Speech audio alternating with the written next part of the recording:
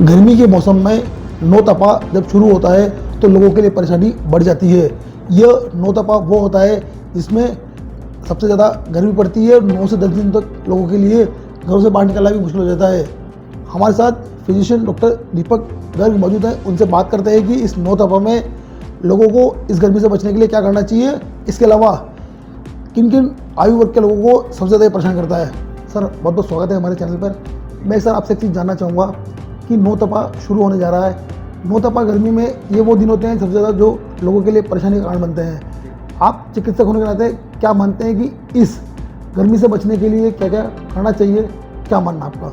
जी, नौतपा जो बोला जाता है ये अपने भारतीय उसके हिसाब से कि जब सूर्य रोहिणी नक्षत्र में जब प्रवेश करता है तो नौतपा शुरू होता है। यूजुअली ये मई के लास्ट से और जून के फर्स्ट वीक का जो समय होता है जब सबसे ज़्यादा गर्मी होती है तो उसे नौतपा कहते हैं। खासकर जो ये अफेक्ट करता है वो एक्सट्रीम ऑफ एजेस में जो है उनको ज़्यादा अफेक्ट करता है। जैसे छोटे बच्चे हैं या जो एल्डरली हैं, 50-60 साल की उम्र के बाद वाले लोग हैं, उनको ज़्यादा अफेक्ट करता है। या जो लोग जिनको पहले से कुछ बीमारी है, जैसे कि डायबिटीज़ है, कार्डियक पेशेंट्स हैं, किडनी पेशेंट्स हैं, जिनकी इम्यूनिटी कम होती है उनको ज़्यादा अफेक्ट करता है। या जो लोग जिनका बाहर निकलने का ज़्यादा काम रहता है, जिनको ज़्यादा धूप में जाना पड़ता है, उनको ज़्यादा सावधानी बरतने की ज़रूरत होती है। बिल्कुल। ऐसे कौन से डिजीज़ है जो सबसे ज़्यादा इफेक्टिव होता है इस नौतपा में?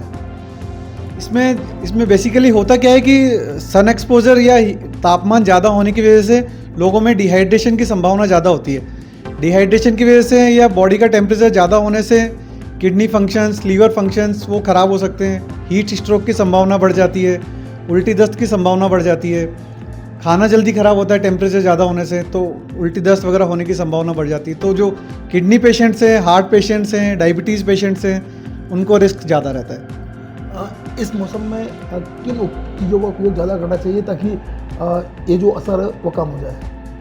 इन चीज़ों में तरल पदार्थों का सेवन अधिक करना चाहिए। जो नेचुरल हमारे तरल पदार्थ हैं, जैसे कि पानी अच्छे से पीना है, ORS का सेवन कर सकते हैं, नींबू पानी, नारियल पानी, केरी का जो आम पन्ना हम बोलते हैं। अब जो नेचुरल जो हैं, गुलकंद है, शरबत है, इनके सेवन से आप अपना हाइड्रेशन ठीक रखिए तो आप डिहाइड्रेशन से बच सकते हैं और गर्मी के प्रभाव से बच सकते हैं। नौतपा में खासकर देखा जाता है कि शहर की बात करें तो सड़कें सूनी हो जाती है, कई बार जो है बीमारियां बढ़ जाती है।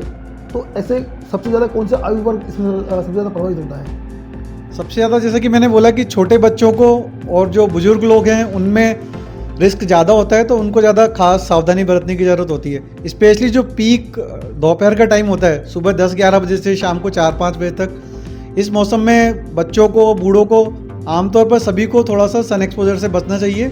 जो भी अपने काम है वो ट्राई करें कि इस ड्यूरेशन में ना करके सुबह और शाम के वक्त करें। अपना हाइड्रेशन अच्छे से रखें। अगर आप बाहर निकल रहे हैं तो ज़्यादा डार्क कपड़े, ज़्यादा तने हुए टाइट कपड़े वो ना पहने। ढीले कपड़ों का, सूती वस्त्रों का उपयोग करना चाहिए। कुछ गमछा या कैप वगैरह, हेड का इस्तेमाल करके धूप के प्रकोप से, सन ग्लासेस से बचा जा सकता है। बिल्कुल। मेरा एक सवाल और आपसे कि जैसे जैसे समय बदल रहा है तो नौतपा का असर बहुत ज़्यादा देखा जा रहा है। पिछले कुछ समय पहले कम हुआ करता था, अभी ज़्यादा बढ़ गया है। तो कहीं नहीं, जो तापमान बढ़ रहा है इससे भी जो है व्यक्ति की इम्यूनिटी में कितना असर आता है? जी, तापमान बढ़ने का कारण एक तो ग्लोबल वार्मिंग है, मतलब पॉल्यूशन बहुत बढ़ रहा है, व्हीकल्स बहुत ज़्यादा हो रहे हैं, एयर कंडीशंस का इस्तेमाल बढ़ रहा है। इन सब की वजह से, पॉल्यूशन बढ़ने से रेस्पिरेटरी डिजीज़ेज़, हार्ट डिजीज़ेज़ वो सब बढ़ रही हैं। और डिहाइड्रेशन की वजह से शुगर का लेवल ऊपर नीचे होना, ब्लड प्रेशर कम ज़्यादा होना, डिहाइड्रेशन, वो सारी समस्याएं बढ़ने लग जाती है।